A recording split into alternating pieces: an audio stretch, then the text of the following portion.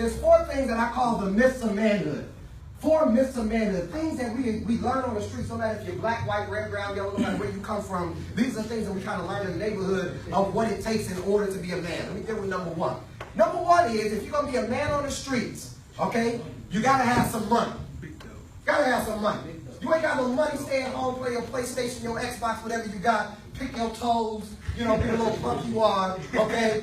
But you can't come out on the streets if you ain't got no money. Now, here's the key to the streets. The streets don't care how you got the money, right? Just as long as you got some money. So if you shoot dice, and that's how you get your money, the streets is cool with that. If you rob people in order to get your money, streets are cool with that, okay? If you steal stuff out of cars in order to get your money, streets is cool with that, all right? Just as long as you got some money. So this became my trail. My trail was, I need some money. The shoes that I had when I was growing up, you guys, were shoes called kangaroos. Yeah, exactly. They sound as bad as they are. Okay? Everybody was making fun of me, man, with kangaroos, okay? The kangaroos had these little pouches on the side, and my mom would stick like coins and stuff like that in the pouch. So you walk around like, you know, like that, making sounds. Kids walking around school doing stuff like this, you know, making fun of me, you know, like a kangaroo. So I'm like, man, I need some money. Check this out. Foster care program, you know, when you broke and when you're going through stuff, you've been stabbed up, you get into all these programs. And in the programs, a lot of times, if you work them right, you can get a hookup. I had a hookup. Hookup was 1980s. Michael Jordan was coming into town. There was only a few of us selected out of the program that I was in who was going to be able to go to the Lakers versus the Bulls, Magic Johnson versus Michael Jordan. Now watch this. We get courtside seats, and everybody that goes gets a brand new pair of Jordans. What? Signed, watch this, by Michael Jordan himself. Right, the kangaroos was out the door, okay? So I'm like, I'm about to, watch this though, I'm about to go and represent. Now watch this. I'm so excited that I got picked, and I'm about to get me some new J's, that I ditched school. Talking to my homeboys about, yeah, I'm about to have these new J's, you know, You know, I'm talking, I'm pumping it up. The call goes from the school to my mom. My mom finds out I ditched. Mom's just like, you know what? Because you did school, you ain't going. Oh. You stuck with them kangaroos. Right. I'm like, I don't know about that. Like, I'm trying to be a parent now. Like, Mom's, nah, I don't know about that. Like, I've been walking around these kangaroos. I got a chance to get some Jordans and go to the game. Plus, I told all my friends I'm going. I gotta go. I can't show back up to school with no kangaroos. Okay? I gotta come with the J's. Alright? My mom is like, you know what, you ditched, you're not going. You know, you didn't do what you needed to do, you're not going. Hated my mom for that. She did not let me go. I missed out on the J's, came back. That's why I was a fighter. I was a fighter, not so much pressing the hood as much as it was, I hated cats making fun of me. Like dudes who think they funny, I'm like, alright, you know, you might be funny, but I'm going to catch you in your mouth. You know what I'm saying? You know, kind of thing, like, all right, you know, it's like everybody laughing is real funny, and it's like, okay. And I would always tell people, like, all right, man, that's enough. You know, like, basically stall me out. Like, you funny. You Eddie Murphy, like, okay, cool. You know what I mean? But, like, some dudes they just can't, you know, they got to keep going. And so then it was like, you know, I guess it's going to have to be another demonstration. Okay? And I would fire off. Well, you guys, I had to go back with those shoes. Didn't have the money, so what I do, I started stealing. I started stealing because I didn't get what I wanted. Okay? So I ended up getting caught up. Nobody wants to be around me. No family members want you over. Why? Because I'm a thief. I steal everything. But I'm trying to get money because I think that's going to make me a man. Look at number 2. Number 2 is if you're going to be a man, you got to be violent. At least violent enough to protect yourself. What you gonna look like if you walking around Long Beach, okay, and you just, you know, hey guys, how are you? You doing well? Wonderful to meet you. Okay? You know, we kind of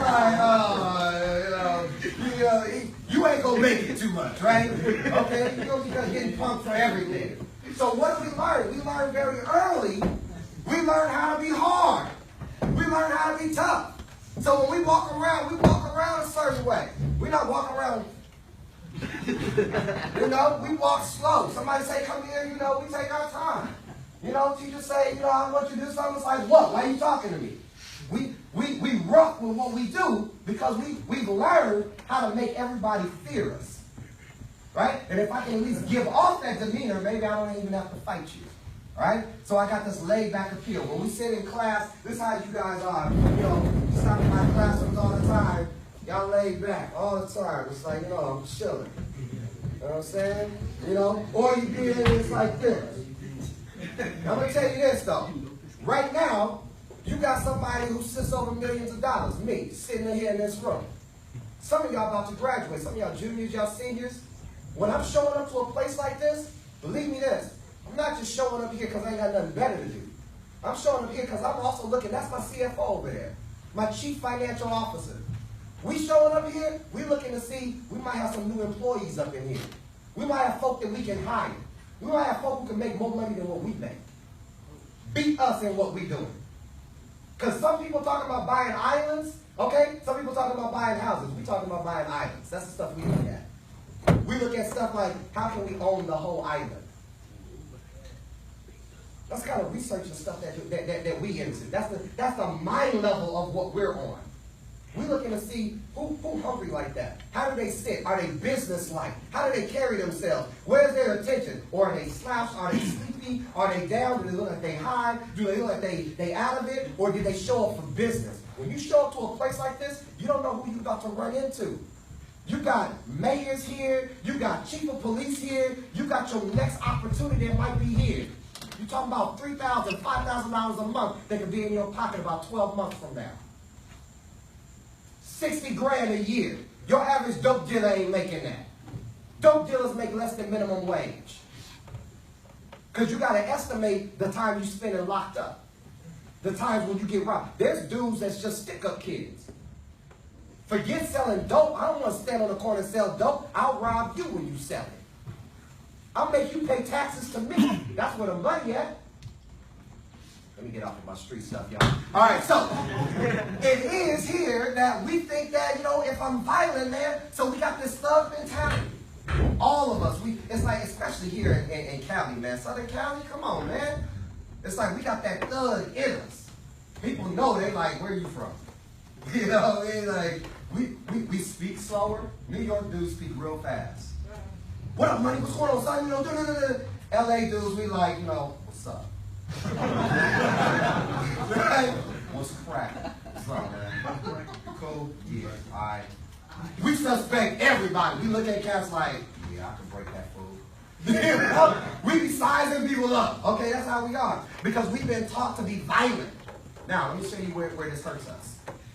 When it comes time to look for a job, when it comes time for your teacher who got to give you a grade and you're on the edge of a D or a C. And that D might mean you might not get your degree. And that C might mean that you actually become one of the first in your family to graduate. You got a dilemma on how you're coming across. If you are an a-hole, if you're a person that is difficult to work with, you always got an attitude, guess what side I'm about to put you on? On that D side. See you next year. For real. Hey, because teachers are people too. And that's real gangsterism. Gangsterism is, gangster ain't blue and red. Because when you understand that, let me break down the science on that, you guys. Blue and red, you understand Bloods and Crips, man, this is all basically an extension, okay, of slavery. Blue and red are the rare dyes on the west coast of Africa. So whenever they wanted to capture slaves, what they would do is they would tie blue rags and red rags on trees. The youngest, 12 years old, would wander outside the village looking at these rare colors. And when they would wander outside the village, the slave catchers would catch them, put them on the slave ship. Next thing you know, they was missing. Okay? Enslaved. So back in that day, blue and red made slaves. Come here to Los Angeles, blue and red still make slaves. So he was still stuck on the plantation. Let me take it a little bit further. You get malt liquor. When you guys get a little bit older, one of the things, and you guys have already seen this with your homies, right? What you get? You get Old English 800. You get 40 ounce. And you get that 40 ounce, that malt liquor, what do? We turn up. All right? Pour out a little bit for the dead homies. Take a swig. Some of y'all have already taken a swig. Don't try to look innocent at me. All right? So, you know, you got that 40 ounce. Now, here's what they don't tell you. Is that malt liquor, which is what 40 ounce is the most toxic part of liquor. If you drink malt liquor, you should only have it in 12 ounces. Anything more than 12 ounces can cause brain damage. And, watch this, you can only really get malt liquor in the hood. When you go over to Beverly Hills, you can't buy malt liquor. They won't sell it. And if they do sell it, they ain't going to sell it in 40 ounces. In fact, in Beverly Hills, you can't even call it a liquor store. It's got to be called a junior market or a delicatessen. Okay, come on, y'all. It's got a different name. Only in the hood can you get the liquor store. Now, I want you to watch this. If you understand the science of it, what's the malt liquor we drink? It's called Old English 800, OE. Right? Old English is the name of a slave ship that was in the Atlantic Ocean during the 1800s. So when you drinking your Old E, who's becoming a slave all over again? We are. We don't know the science. We don't even know the science that Bloods and Crips started out as positive groups in Los Angeles. They were extensions of the Black Panther Party. Blood stood for Black Liberation Organization of Defense, BLOOD. Crips stood for Continuous Revolution in Progress. Do your homework. Look at the old rolls on the police records, and you'll find that Bloods and Crips were considered civil rights groups. There was a program called COINTELPRO designed by the FBI to turn civil rights groups against each other. They turned Bloods and Crips against each other. You got a fight that's still going on today, and you got somebody with some different ideas who's making money off of all of it. I'll lock you up, that's $10,000 a month. That's big money. $10,000 a month for one person. $10,000 a month. That's big money. How much do we pay for you to be in school? About $3,000 a year. Where's the priority? Where are jails? Jails are in poor white neighborhoods. We were talking about this on the way down. You know why? Because those neighborhoods, you go out to Wayside, how many of y'all been to Magic Mountain? Okay? If you go the exit right past Magic Mountain, you will be in what's called Pitches Detention Center, or Wayside. Okay? On the streets, we know it as Wayside. The government name is Pitches Detention Center. Okay? Wayside is the exit right after. When you get to Wayside, one of the things you'll find is that whole neighborhood in Santa Clarita, all them people will be broke if they didn't have you. Because we show up and we get locked up, guess what? We just gave that whole community jobs. That correctional officer who has never even worked around no Black or Latino people, guess what? He only has a high school diploma, but he's making $60,000 a year to lock you up. Right? The person who's filling up that vending machine, $50,000 a year to lock you up. And you know what they see? 80%, and this is true across California, 80% of the prison is Black and Latino. 80% is Black and Latino. It looks just like this classroom. Correctional officers, wardens, by and large, white. And it's like, all right, act a fool. Go ahead, don't pass your class. Go ahead, be in the gang, be violent, be a thug. Because all you're doing is you're making me money. My kids don't go to college off of your ignorance.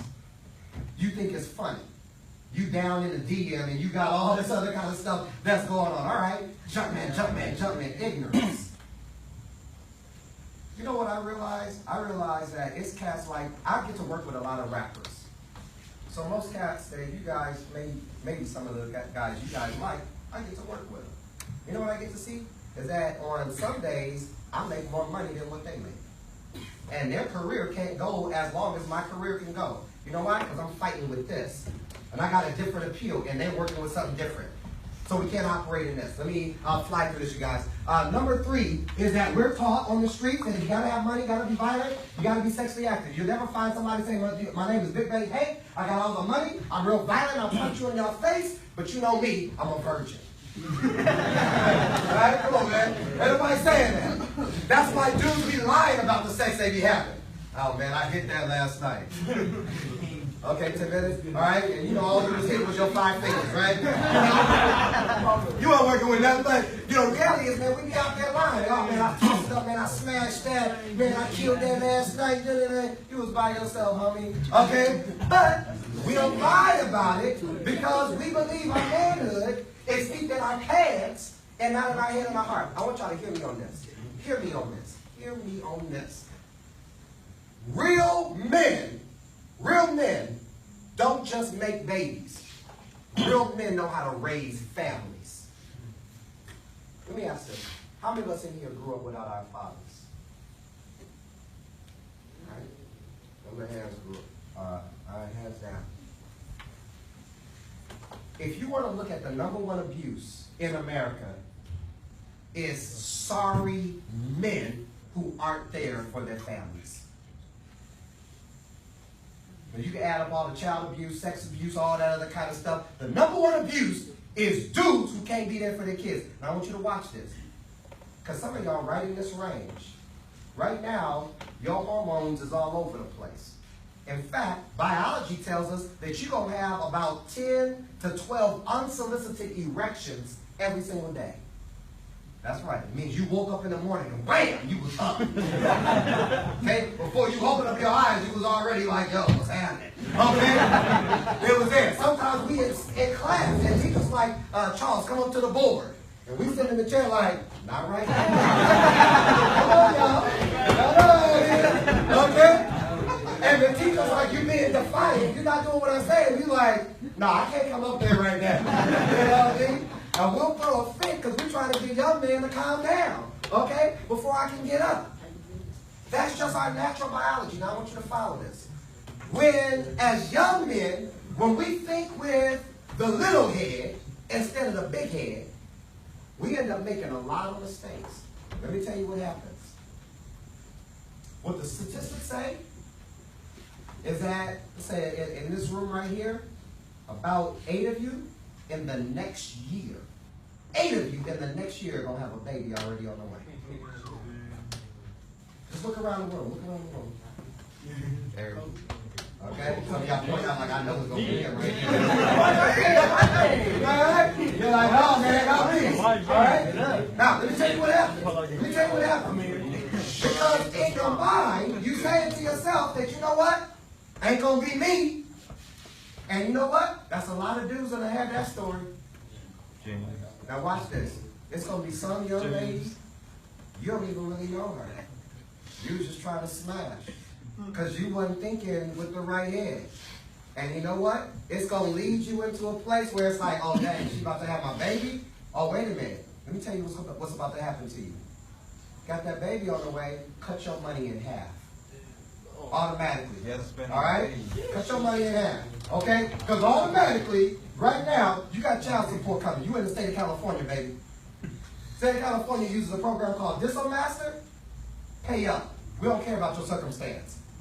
We care about this mathematical equation, and it goes into this algorithm.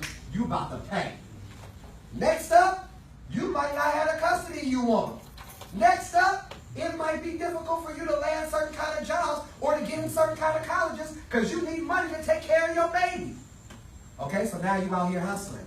You're trying to get a little bit of money. Guess what? You catch a felony. When you get that felony, guess what? You can't get financial aid. You can't even get welfare because you got a felony. So now you back to basics, no money. All I got is this violence. But it ain't stopped me from having more kids. Let me tell you the last one, you guys, and then I'm going to open up for questions and kind of close this down. The last one, you guys, is jail. More and more, we're starting to see young men who think that once they get locked up, that's going to make you a man. And let me tell you this. Jail ain't going to make you no man. In fact, this will turn you into more of a kid. You know why? Because you got somebody telling you everything you're about to do. Johnson, wake up! I got to get up. Johnson, get in line! Got to get in line. Johnson, sit down. Got to sit down. Let me tell you, this is not usually shared, but let me tell y'all the nasty side of this. And you're going to say in your mind like, oh, no, Chuck, I ain't doing that. I'm going to tell you this how it goes down. You come into the county for your first time, I ain't talking about as a juvenile, come in as you 17, 18 years old, come into adult lockup. Guess what? You about to strip down out of your clothes. You're about to be butt naked in a room full of dudes just like this, and women correctional officers who are staring at you butt naked. Then these dudes is going to tell you to get in line or to sit down on this narrow, cold bench. And you sit down on there, and they're going to say a statement to you. It's going to say basically, dick to butt. Exactly. And let me tell you what you're doing. You are, I know, I'm just telling y'all what's real. You are sitting down with your penis in front of you, and the next dude's butt is right in front of you, and everybody's sitting just like that. And guess what? You ain't got no choice. You can't say, oh, I'm not comfortable with doing that. Because you became a kid all again. You just got to do what we say do. Let me say this, you guys. You think these 4 things make you a man? I tell people all the time, go home and conduct an experiment. I tell people to go in their bathroom and lock themselves up, pretend like they're in jail. Take $2 and put your penis in your hand and pretend to be real violent. And ask themselves, will this make you a man? Okay? And what you gonna find out, it don't make you a man, it makes you a fool. Locked up with $2 in your penis in your hand, and if you get real violent, you'll have a wet $2 bill, but it won't make you a man. Now listen, I know for the adults in here, and for some of the women in here, that sounds very fresh, but I want to say this as I get ready to close. I'm talking to you guys in this language, because in the reality, this is the language in which we hear. Can I flip the script? Absolutely I can. That's why I got that doctorate on my name. I can be in the boardroom and do a multi-million-dollar deal. I can be in this classroom and try to reach you to where you are as well. Okay? I got to be able to reach you. And the reality is that these things aren't going to make you a man. So the journey is, what will?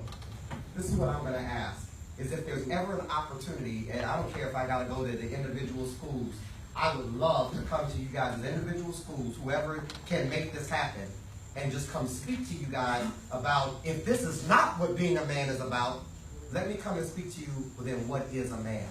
How do you make the money that I make today? I want to share that with you. How do you flip and be able to own the house of your dreams? Okay? How do you get into that place? All right? And I want to be able to share that with you, but we need more time in order to do it, and I know our time is on us. All right? Let's make it happen. Mr. Johnson, let's make it happen. I'm game. That's my CFO. Y'all can get with him. He'll book the schedule, all of that. He's in charge of all the money and my time. And he will book me and make sure that I'm good. I also have my cards here. I'm game. And the reason why you guys for it is somebody did this for me. The man